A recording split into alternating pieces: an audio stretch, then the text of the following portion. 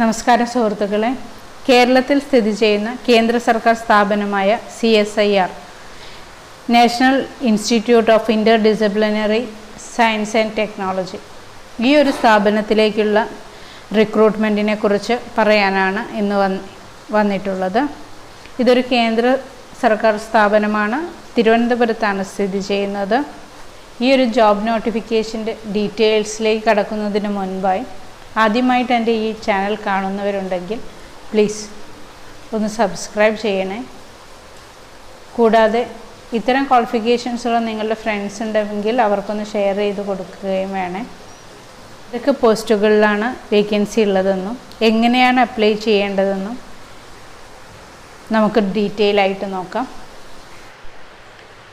CSIR national institute four inter disciplinary science and technology 6/9/2021 ഈ ഒരു notification കൊണ്ടുവന്നിട്ടുള്ളത്.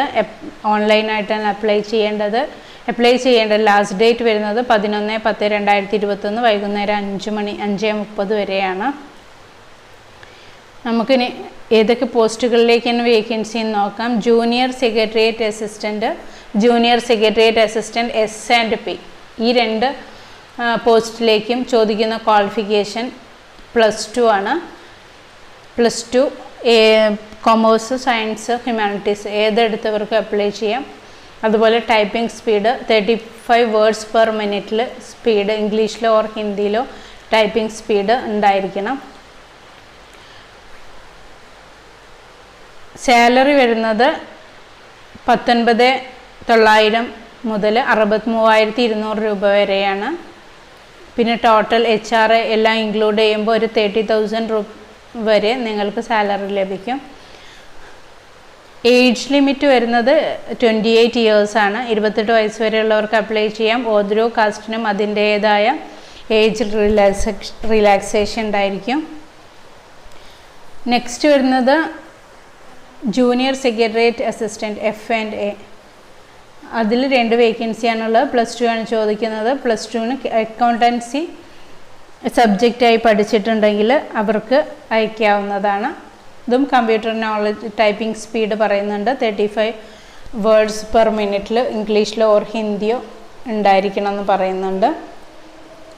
Salary വരുന്നത് ഇതേ സാലറി സ്കെയിൽ തന്നെയാണ് വരുന്നത്. 28 ഇയേഴ്സ് തന്നെയാണ്.